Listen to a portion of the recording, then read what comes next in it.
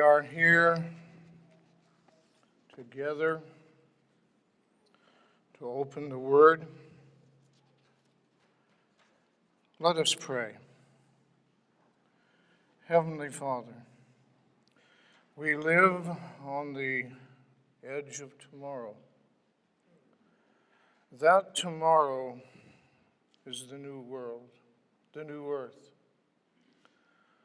But between that moment and now comes a time of trouble such as never was.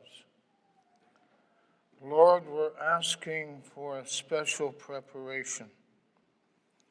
We are asking to understand the time in which we live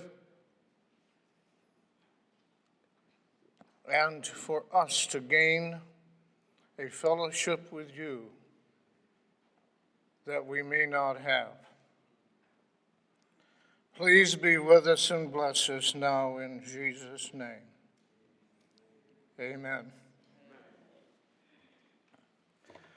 I want to refer to a statement that I have used so often as I have come before you, because I believe it to be very true. We want to understand the times in which we live. We do not half understand it. My heart trembles when I think of what a foe we have to meet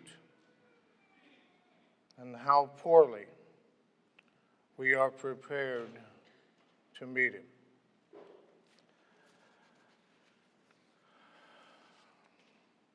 The whole world is moving forward to a time the prophets did right and wish to look into. And you have the privilege of living on the edge of a new world. I mean the world to come. But between then and now, there is a time of preparation. And the preparation is what we would call in advanced classwork. It's a time of trouble such as never was, to prepare God's people for a world coming. A storm is coming, relentless in its fury. Everything that can be shaken will be shaken. But the answer is not in ourselves. Some of us older folks are happy we have Social Security. One day we're going to lose it. Some of our younger selves are happy we have a nice home and a nice car. Someday it'll be gone. The only thing that does not leave us unless we leave him is Jesus Christ. Now, the Lord has been preparing for this for 6,000 years. And he has never and never will leave the control panel.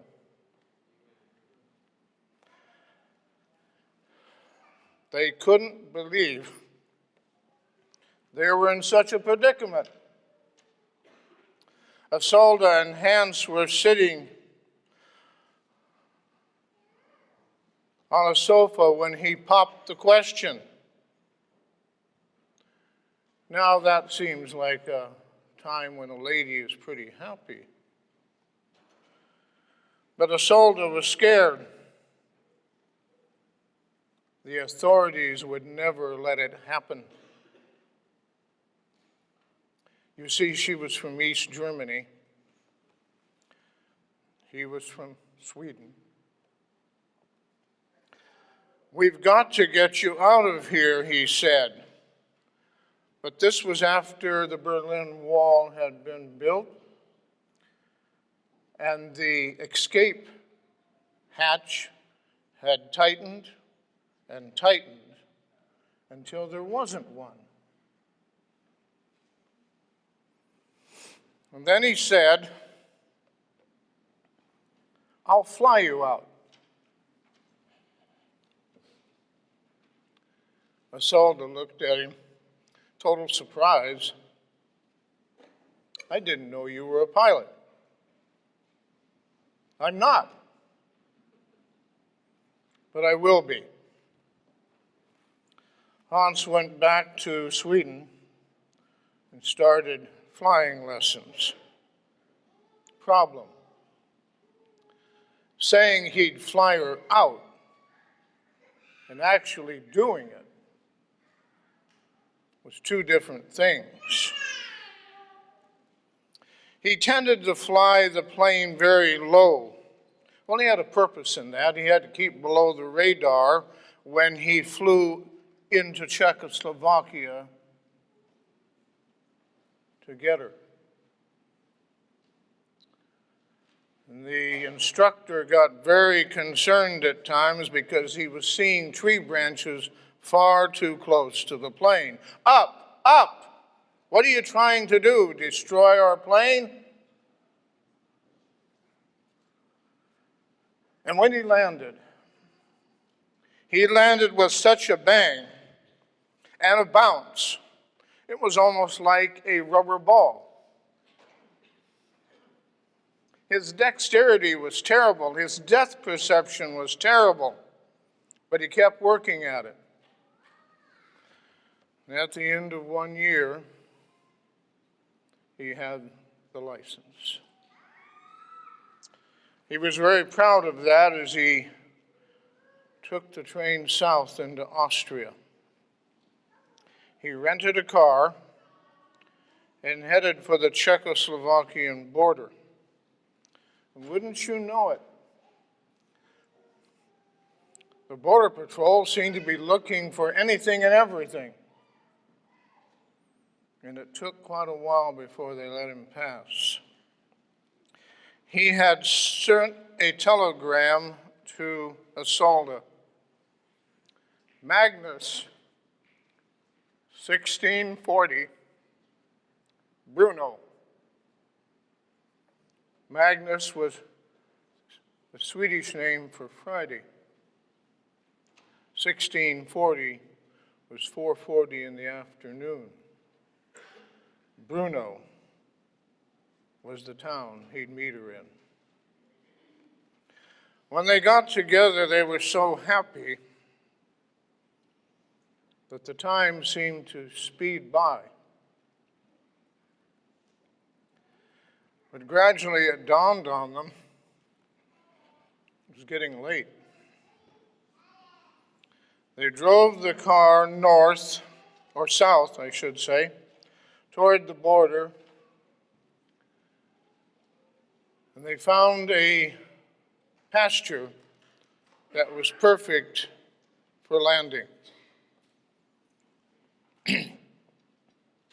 "Meet you here tomorrow morning." And he went back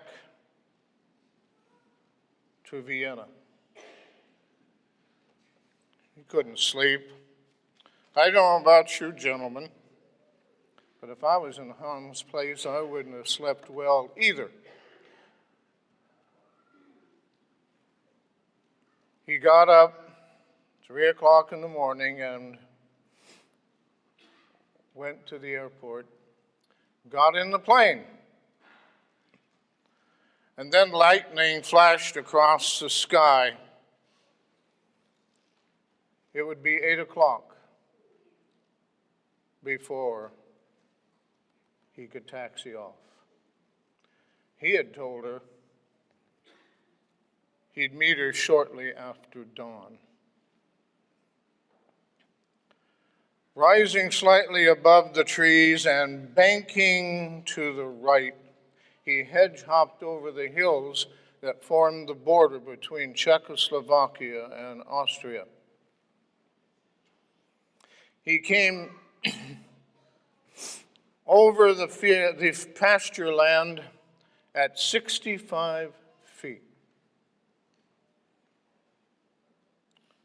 She was to come running out, waving a red scarf. He would land, pick her up, and flying as low as he dared, he'd go back into Austria. Nobody was in the pasture. Where is Isolde? He rose, banked the plane, looked more at the pasture. Nobody was in the field. Where is Isolde? I'd like to have us go and look on the screen now, because I want this to be a study of Isaiah chapter 40. And I want you to look carefully at the words. I'm going to purposely choose the King James Version. I myself choose the NIV. But no one writes Isaiah 40 better than the King James Version. Please follow me. I want you to see the words. I want you to understand the words carefully, deeply. They have great meaning. Comfort ye, my people, saith God. Speak ye comfortably to Jerusalem. Cry unto her, prepare ye the way of the Lord. Make straight in the desert a highway for our God. Look carefully. Every valley will be exalted. Every mountain and hill shall be made low. And the crooked shall be made straight, and the rough places plain.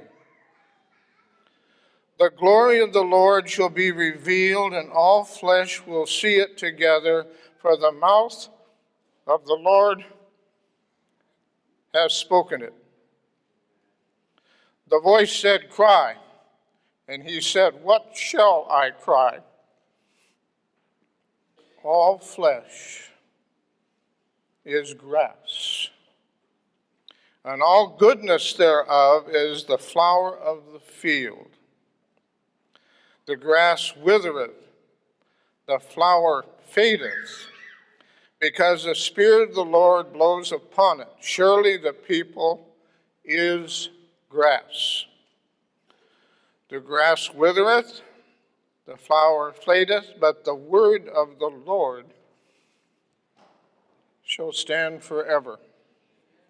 O Zion, that bringest good tidings, get thee up on the high mountain of, O Jerusalem, that bringest good tidings. Lift up your voice with strength. Lift it up, be not afraid. Say to the cities of Judah, behold your God. Behold, the Lord will come with a strong hand, and his arm shall rule for him. Behold, his reward is with him, and his work before him. He shall feed his flock like a shepherd. He shall gather the lambs in his arms and carry them in his bosom. He will gently lead those that are with young. I want you to see this as a personal promise. I want you to look carefully. Every valley will be exalted. Every hill will be brought low. And he's doing it for you. You're that valuable. I want you to look at Education 2:28. I have said this so often. I'm not sure how far away it is, but I believe it's closer than we realize. At the same time, anarchy is seeking to sweep away all law, not only divine, but human.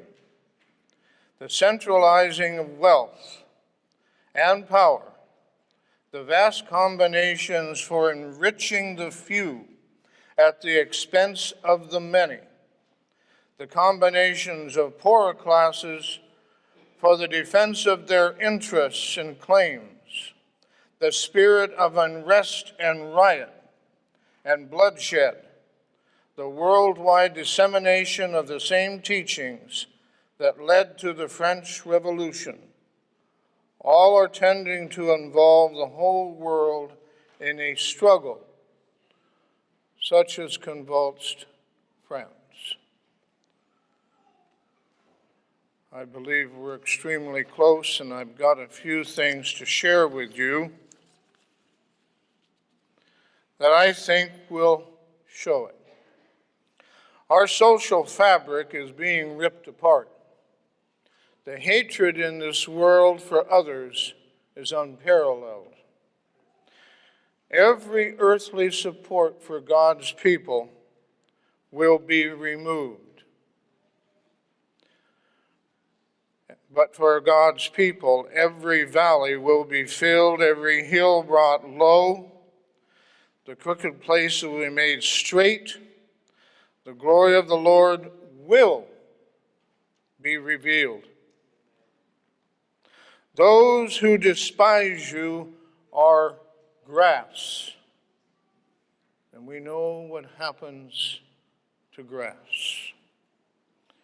He will carry the lambs close to himself.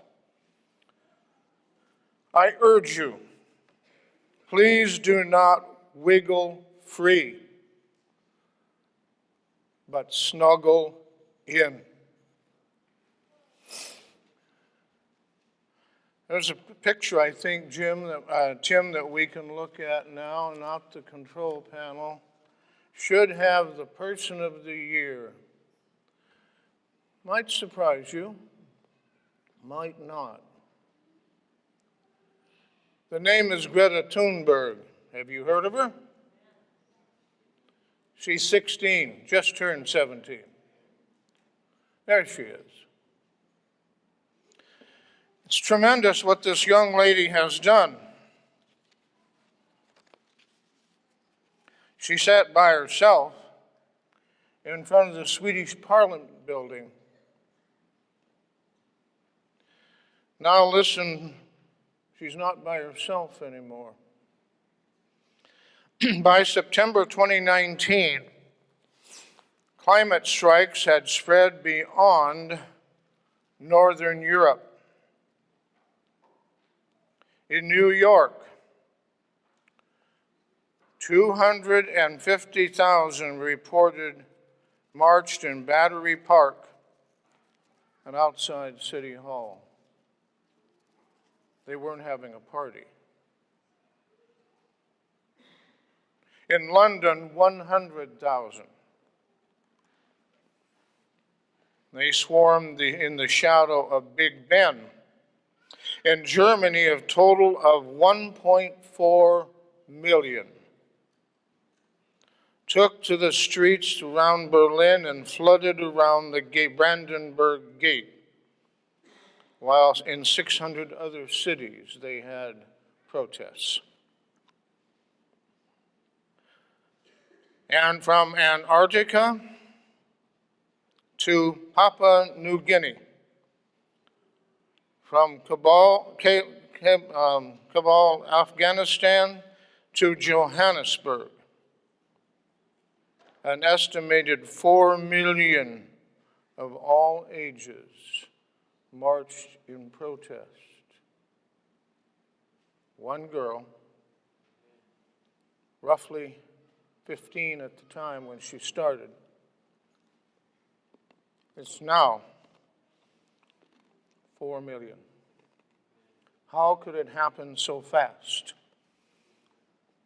4 million people that are protesting climate change. Now, I've had people say, well, climate change is a hoax. It doesn't matter. You've got the whole world marching and supporting it. You have the anger from it. It doesn't matter whether some think it's a hoax. The majority do not. It's happened all so fast. Over a year ago, a quiet, mostly friendless teenager woke up, put on her blue hoodie, and sat by herself for hours as a singular act of defiance. 14 months later, she's become the voice of millions, a symbol of a rising global rebellion. I think that word has great significance. You know, in Australia now, there may be people who think it's a hoax. But when you have enough land burned that it's twice the size of Switzerland, and I know Switzerland's a relatively small country, do we have to wait till the burning is the size of Russia? The people are angry. They have lost. And this is what she said, what Goethe said to the UN General Assembly. This took some courage. We are in the beginning of a mass extinction, and all you can talk about is money and fairy tales of eternal economic growth. How dare you? Believe me, there are many people that are saying that. The next one I want to talk to you about is the Me Too situation. There was a lady on October 15, 2017 that tweeted, "Me too." Well, by October 16, 500,000, I'm assuming mostly ladies, had tweeted, "Me too." Now, it's over 4.7 million. What's that mean? Well, most of you folks here know my daughter, Cindy. She and I will get on the phone about every Monday morning and talk for an hour or two. She's living now in Arizona. And I mentioned Me Too. And her voice tightened. I have to say my daughter's pretty much in control of her temper. I haven't seen her lose it very often. But her voice tightened, and suddenly she was angry over the phone. Not at me, but at the circumstances. I want you to understand that anger is in here and out there, and all it takes is something to scratch it. That's all. We have an anger now between the sexes. Our social fabric is coming apart. Wouldn't take much to light the fuse. Okay. Next is the economy. I like that. We fell asleep for a while. We woke up. Yes. What do you think they mean by waking up? Think about it. When they wake up, they're going to do more than stretch and yawn. Did you know that the wealthiest 1% of the world's population now owns more than half of the world's wealth? 1%. Every day,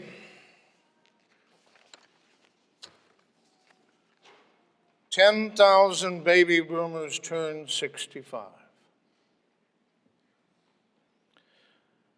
And they are in worse financial shape than any previous generation. The median retirement account balance among all working Americans is 0. That's the median. So half of all Americans have more than 0. And half of all Americans have less. Marge and I retired a few years ago. We have Social Security and a small rental. It's interesting how you make it day to day. There's a lot of things we have to cut. The Lord has been good. We've had some savings. We do some traveling. But the fact is, those days are going to end, and it's not too long. Let's go to the next point. 13% in this country say they can't save for retirement because of debt.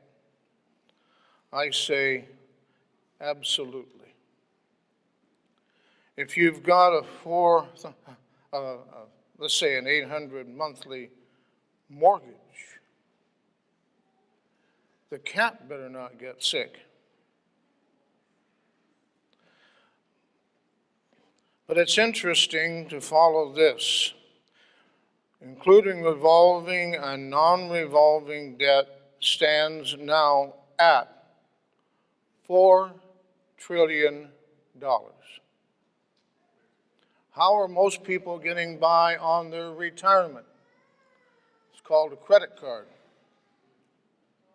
That's how they're making it month to month. Okay. Revolving debt, such as credit cards, now total $1 trillion. Some people carry as much as 10 to 15 credit cards in their wallet or purse. I watched a lady one day at Penny's. She was getting a modest item. She pulled out a credit card and it wouldn't take. She pulled out another card and it wouldn't take. She pulled a third, it wouldn't take. I don't think the item was worth $10. On the fourth credit card, they let her buy it. She's far from alone. Far from alone. Now, let's add a little more to this. People age 60 and older owe about 1/3 of the amount I just told you. That would be roughly $4 to $5 trillion. You know how much $1 trillion is? $1 trillion will fill a football field. When you have nothing, all you have left is anger. The student debt loan is $1.5 trillion. Now, here's a surprise. People over age 60 are straddled with student debt to the tune of $2.8 million. We're not getting out, we're getting in. How about OK Boomer? You ever heard the term? It's a derogatory term of the millennials against the older generation. You see, they blame us for climate change and all the mess that it's causing.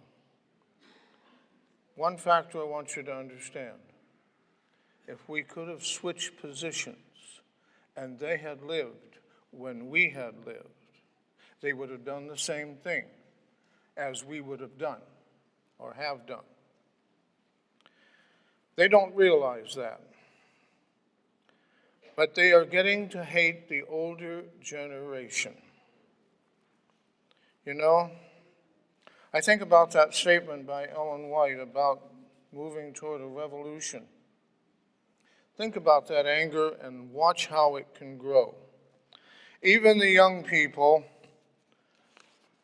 hate the old and the more infirmed. Now, I kind of like technology in a way. I know there's some folks here that'll be surprised about that. But I like it in the terms of what it'll do for my photography studies and map studies and ancestral studies. But I don't like it when it gets personal. And it's getting far more personal. Ruth Slattis couldn't believe what she was hearing, and it was causing her skin to crawl. 1/4 of Americans have bought smart speaker devices such as Echo, Google Home, Apple HomePod, and an adjacent smart video screen called Facebook Portal. Amazon is winning the sales battle so far, reporting more than 100 million Alexa devices that have been purchased. The world's biggest company plans to weave Alexa, Apple Siri, Alphabet Google Assistant, Microsoft's Cortina, and Facebook's equivalent service into the lives of people.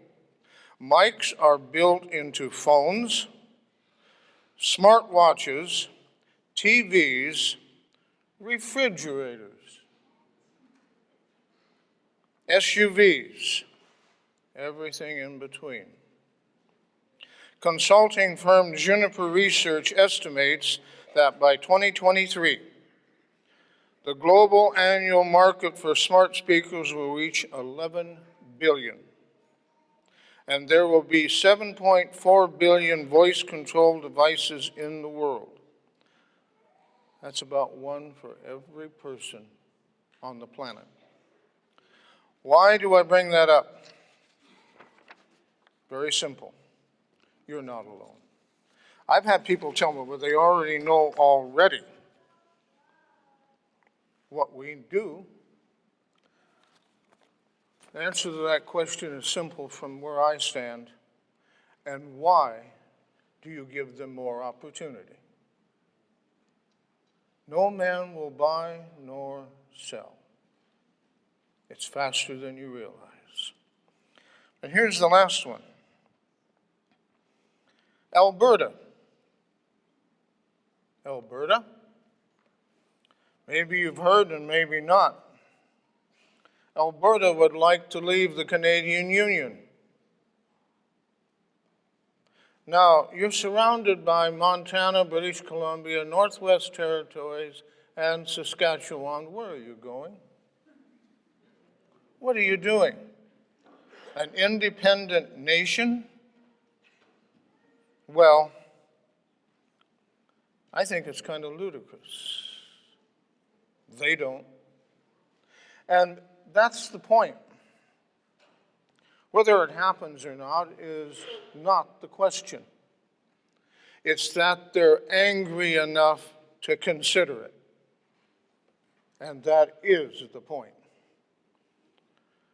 Don't let it trip you. Look at the anger that has created it. There is anger enough in this state, they want 2 states. In California, they're looking for 7. Texas says we've been independent once before. Wouldn't be a bad idea to do it again. That's the point.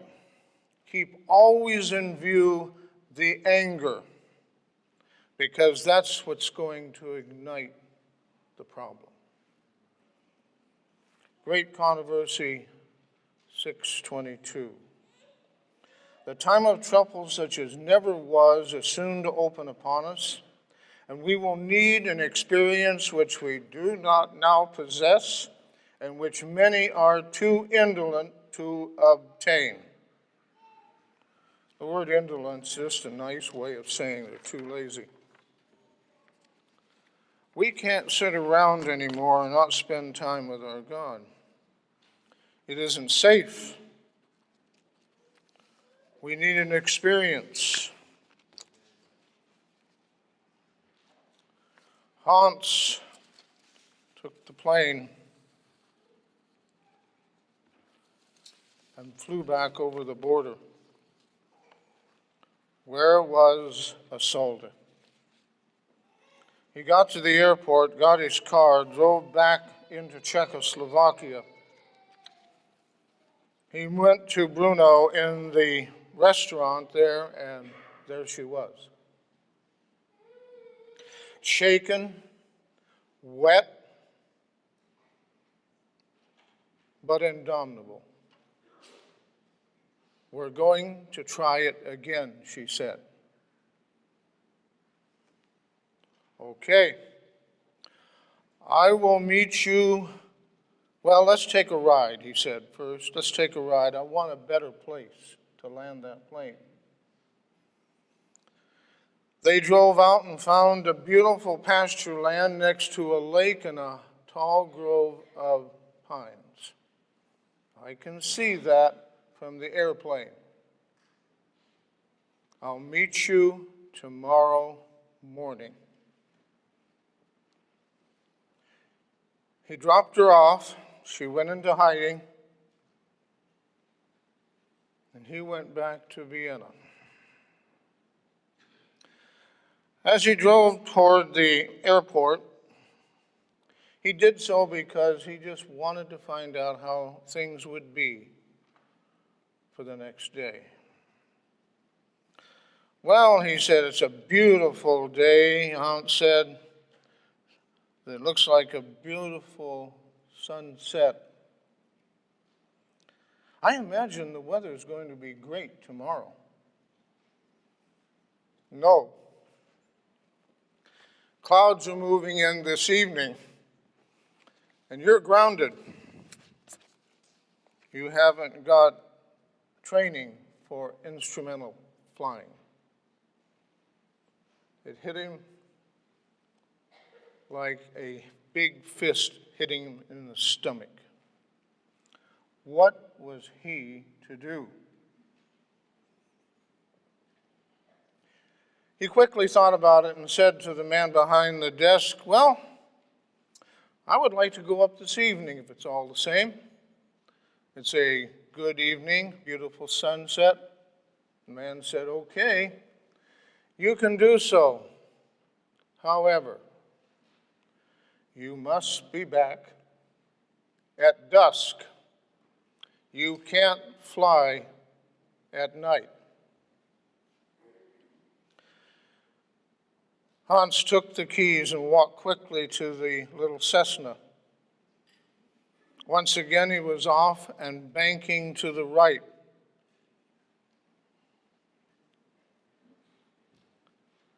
As he flew over the border, there were towers that the guards stayed in, every so many feet apart.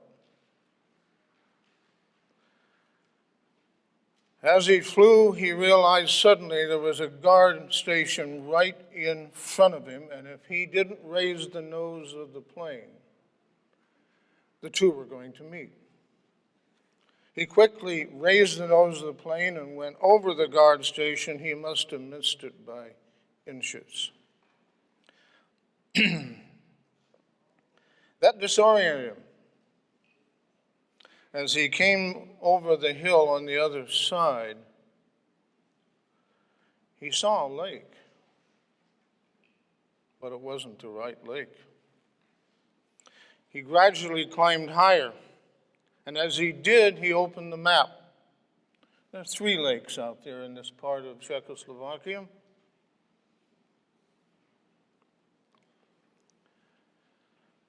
Finally, he saw the lake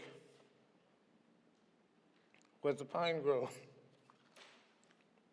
He began to lower.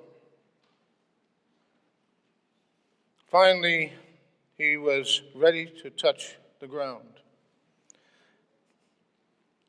What a horrible landing. The plane acted like it was going to come apart. He hit it so hard. And he was coming at such great speed that the end of the pasture was coming up faster than he was ready. He hit the brakes real hard and just came in time to an end. He had seen a soldier. Now, what went through his mind initially was this: would she even get in the plane with a landing like that? But the door opened quickly and a soldier hopped in. Now he took off. Problem: it was dark.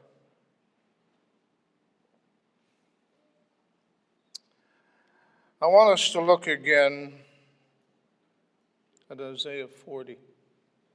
I want you to think again some of the words. Who hath measured the waters in the hollow of his hand, and met out heaven with a span, and comprehended the dust of the earth in a measure, and weighed the mountains in scales, and hills in the balance? Who hath directed the Spirit of the Lord, or being a counselor hath taught him? With whom took he counsel? And who instructed him, and taught him in the path of judgment, taught him knowledge, and showed him the way of understanding? Behold, the nations are as a drop of a bucket, and are counted as small dust in the balance. Behold, he taketh up the isles as a very little thing. Lebanon is not sufficient to burn, nor the beasts thereof sufficient to a burnt offering. All nations before him are as nothing, and they count to him less than nothing and vanity. To whom then will you liken God? Or what likeness will you compare unto him?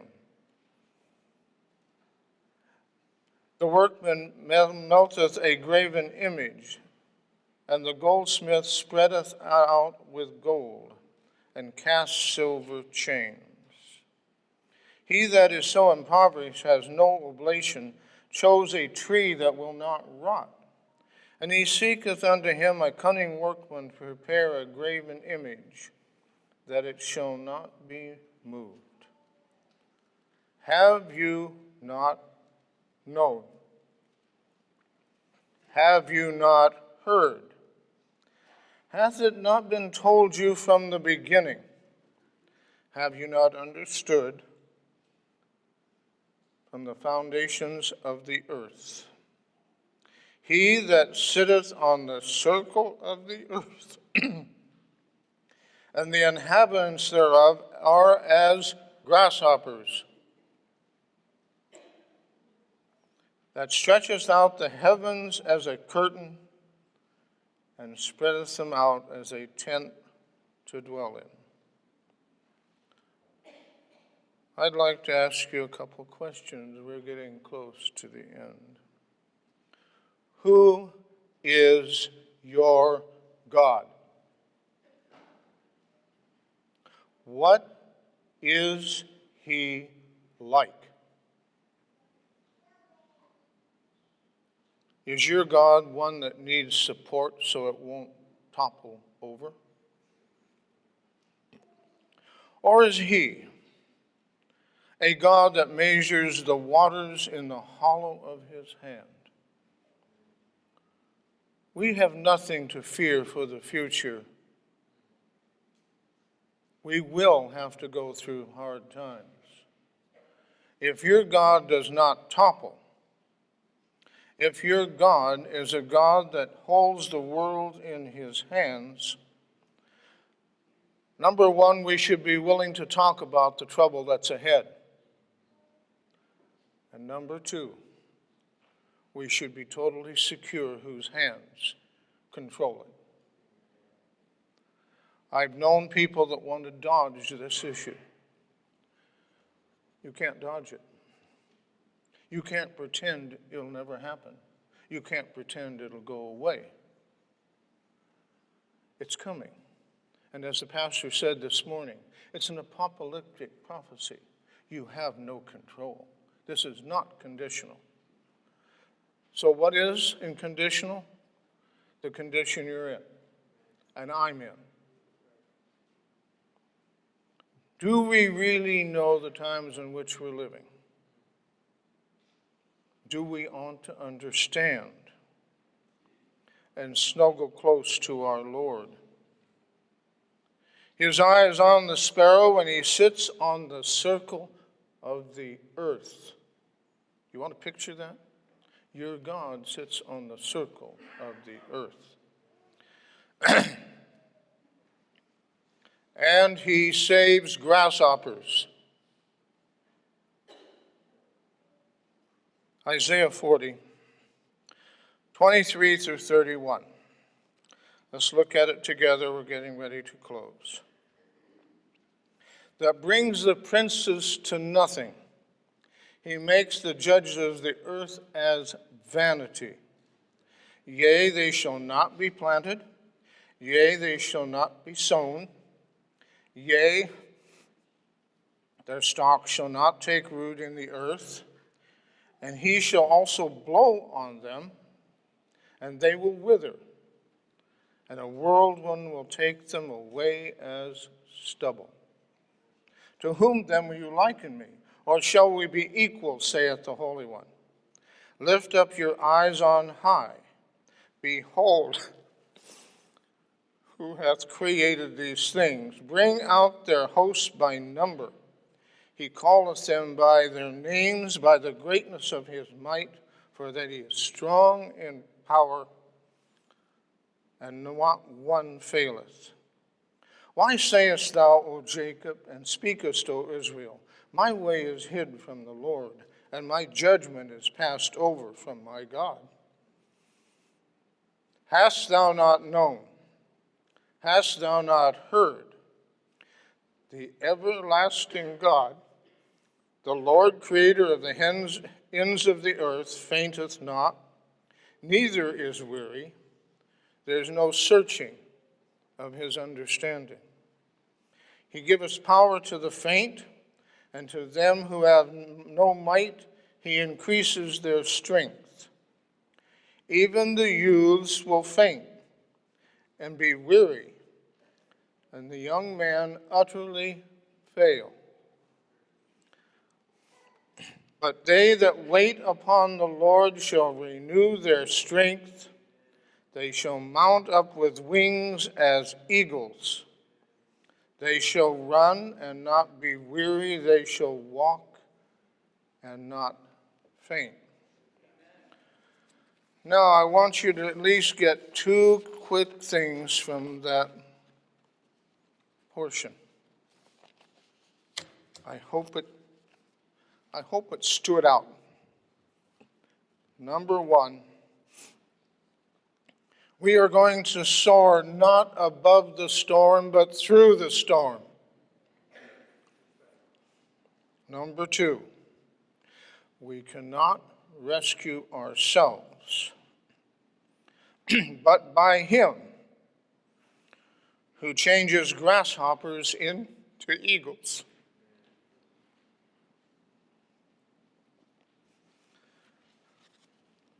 It was dark. He had never flown at night. The best he could do was change the compass the opposite way of which he had come. 5 minutes,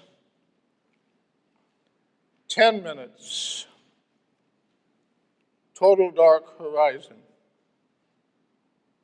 20 minutes, the lights of Vienna came into view. Now he had to land. He saw the landing strip. He lined up, brought the plane down lower, still lower. Runway lights were now moving past him at a great speed. He pulled back on the throttle and touched the runway.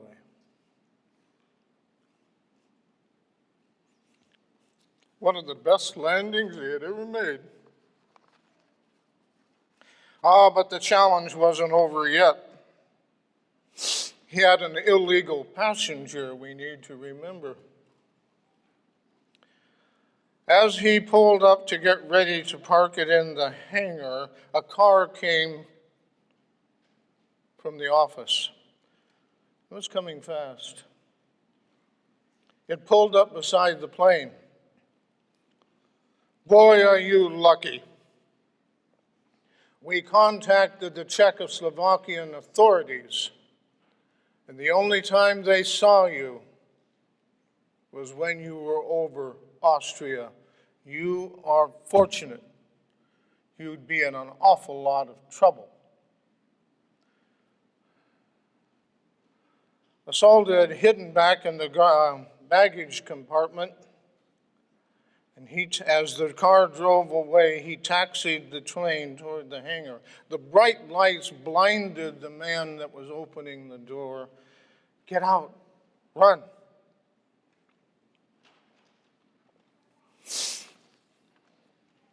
Hans and